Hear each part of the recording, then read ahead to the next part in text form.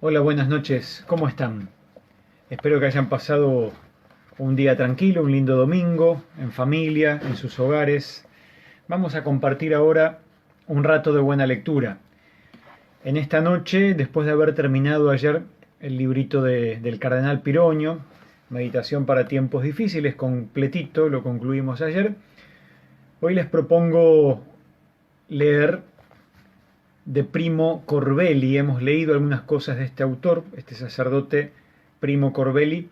Hemos leído ya de distintos libros. Hoy voy a tomar un tema que él escribe en un libro que hasta ahora no hemos compartido. Sí al autor, pero no en este libro concretamente. El libro se llama Evangelizar con la Biblia. Aquí la editorial Claretiana en la Argentina lo ha editado. Evangelizar con la Biblia de Primo Corbelli. Y el tema que elijo son un montón de temas que tiene, justamente van respetando un orden bíblico y va dando sus explicaciones en base a ciertos pasajes bíblicos, personajes bíblicos. Lo que quiero compartirles es el tema número 36 que él pone, que tiene como título Lo que dicen los evangelios de María. Es decir, Mateo, Marcos, Lucas y Juan. ¿Qué se dice de María en los evangelios? Eso es el tema que comparto esta noche de Evangelizar con la Biblia de Primo Corbelli. Bienvenidos a la buena lectura. Lo que dicen los evangelios de María. Felices los que escuchan la palabra de Dios y la practican. El mensaje de Pablo se centró mayormente en el primer anuncio de la muerte y resurrección de Jesús. Solo se menciona a María en los 4 evangelios y al comienzo de los Hechos de los Apóstoles. En el primer evangelio, María aparece una sola vez y es en la vida pública de Jesús. Cuando éste afirma, Marcos, estamos hablando del Evangelio de Marcos, cuando éste afirma que su nueva familia son los que realizan la voluntad de Dios. Marcos capítulo 3, versículo 35. En Mateo aparece en los relatos de la infancia de Jesús, pero en un segundo plano. El personaje central va a ser José, mientras en Lucas ella es la protagonista de los relatos. Con Lucas, María se convierte en modelo de oyente de la palabra de Dios que escucha y medita en su corazón. Fíjense, Lucas menciona esto en su capítulo 1, versículo 29, en su capítulo 2, versículos 19 y 51, en su capítulo 8, versículo 21, esta misma idea de María que medita y escucha y guarda en su corazón.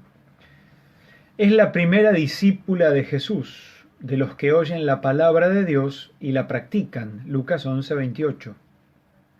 Hágase en mí según tu palabra, dijo en Lucas 1, 38. Le dice María al ángel. Es, en primer lugar, a María, y no a José, a quien el ángel Gabriel le anuncia su embarazo. Es a ella y no a José a quien se le encarga poner el nombre a Jesús. Ella recibe el nombre de llena de gracia, Lucas 1:28, la amada por Dios, un título único en todo el Nuevo Testamento. Mientras en Mateo, María nunca habla, aquí en Lucas pide explicaciones al mismo ángel para mejor cumplir la voluntad de Dios y anticipa las bienaventuranzas de Jesús en su canto del Magnificat. La máxima exaltación de María se da, sin embargo, en Juan. A medida que pasaba el tiempo, se iba entendiendo la importancia de María en la historia de la salvación. Juan no la llama por su nombre.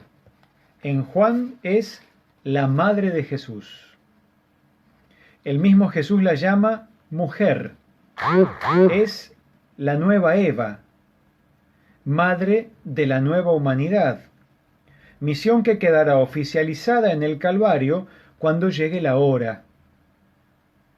En Juan aparece al comienzo del ministerio público de Jesús, en Caná, con su intercesión poderosa, y al final, debajo de la cruz, declarada madre de la nueva familia. En los Hechos de los Apóstoles, María es el corazón de la comunidad cristiana y anima la oración, pidiendo para todos la venida del Espíritu Santo. Hechos 1:14. A los evangelistas les interesaba sobre todo la persona de Jesús y su mensaje. Lo que dicen de María es poco, pero suficiente. Jesús no puso a su madre por encima de las demás personas por el simple hecho de su maternidad física, sino por escuchar la palabra de Dios y ponerla en práctica. Se proclama a María dichosa por haber creído a la palabra del Señor, y este es el más grande elogio que se le hace. Lucas 8, del 19 al 21. Los evangelistas coinciden en que María era virgen, como para que quede claro que todo fue obra de Dios en ella, como en una nueva creación. La tradición desde los primeros tiempos afirma y defiende la virginidad de María también después del parto. Basándose literalmente en algunos textos del Nuevo Testamento, por ejemplo Marcos 6:3, hay quienes afirman que Jesús tuvo hermanas y hermanos. Antes que nada, solo a Jesús se lo llama el Hijo de María. Si bien en aquel tiempo esa expresión sonaba como de desprecio, la palabra hebrea ah puede ser además traducida como hermano, pariente, primo, tío, sobrino. Es un hebraísmo que se encuentra a menudo en la Biblia. Hago una pausita. Aquí está mencionando el autor Primo Corbelli la palabra con la cual fue escrita el Evangelio se traduce como hermano. Es una palabra A-H, A. Pero significa hermano, significa primo, significa tío, significa pariente, significa sobrino también. La misma palabrita, en un momento que era más reducido el lenguaje, para todos esos modos de hablar, de mencionar. En el Evangelio también figura una María que no es la madre de Jesús. Hay otra María, hay varias, otra que se menciona en Mateo 27:56, en Marcos 15:40, por ejemplo, y que es madre de Santiago y José, considerados como hermanos del Señor, pero sin embargo se menciona otra madre. Con lo cual no son hermanos, son parientes, son cercanos, se sospecha que hayan sido primos incluso. De Simón y de Judas no se dice nunca que fueran hijos de María. El futuro esposo de María, José, conocía la virtud de María y por eso al verla embarazada resolvió abandonarla sin acusarla. La acusación de adulterio le habría traído la pena de muerte por lapidación, según la ley. En el Nuevo Testamento nunca se llama a María madre de alguien fuera de Jesús. Jesús no habría entregado a María a los cuidados de Juan si ella hubiera tenido otros hijos. Esto es importantísimo. Jesús clavado en la cruz, muriendo, no le hubiera pedido a Juan, el discípulo, que se encargue de su madre si María hubiera tenido otros hijos. No era necesario que él estuviera buscando al momento de morir quién se la lleve a su casa. Jesús no habría entregado a María a los cuidados de Juan si ella hubiera tenido otros hijos. Jesús es llamado hijo primogénito en Lucas 2:7, lo que no significa que hubiese sido el primero de varios hermanos. Primogénito se le llamaba al primer hijo varón de un matrimonio. Hubiera o no otros hijos, era consagrado al Señor. Ya el Protoevangelio de Santiago, un libro no canónico de principios del siglo II, afirma que los llamados hermanos y hermanas de Jesús no eran hijos de María. La traducción al latín que hizo San Jerónimo de la Biblia habla de primos. Con los católicos, también la Iglesia Ortodoxa y muchos anglicanos creen en la siempre Virgen María, basándose además en la reflexión cristiana sobre la santidad de María desde los primeros tiempos de la Iglesia. Lo mismo puede decirse de la concepción sin pecado original de María y de su asunción corporal al cielo después de su muerte. Esto no es divinizar a María, ya que también ella es una criatura humana redimida por Cristo. La llena de gracia fue la primera en verse totalmente libre de pecado y la primera en ser elevada al cielo corporalmente luego de su muerte, igual que Cristo. La devoción a María está muy difundida en nuestros pueblos de América Latina. Guadalupe, Luján, Caacupé, Aparecida, Copacabana, la Virgen de los 33 Orientales, Itatí, del Valle. El amor a la Virgen es un camino privilegiado de evangelización. Ella nos repite, como en Juan 2:5, hagan todo lo que Él les diga. Bien, hasta aquí el texto de hoy. Breve, es domingo, texto breve, antes de ir a descansar. Primo Corbelli nos regala este texto llamado en su título Lo que dicen los Evangelios de María. El libro del cual está tomado es Evangelizar con la Biblia.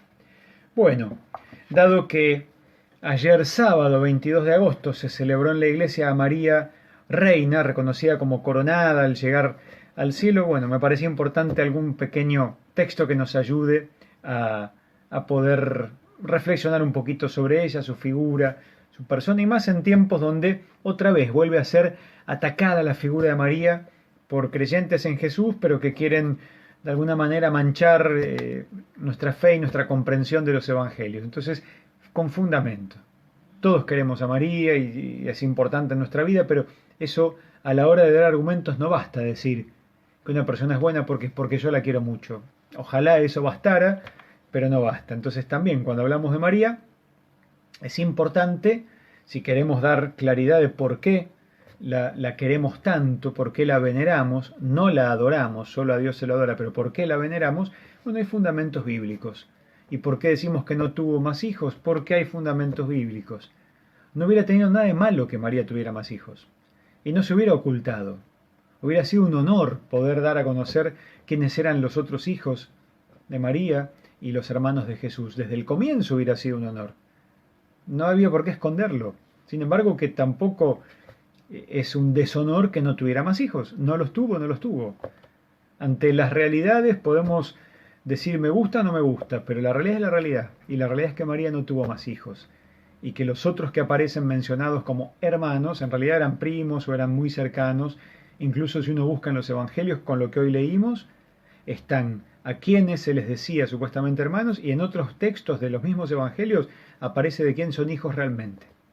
Así que, nada, no estamos inventando nada, simplemente estamos conociendo para cuando alguien quiera saber de verdad, poder compartir el conocimiento y poder mostrar nuestra fe y nuestra creencia y nuestro afecto a la mamá de Jesús.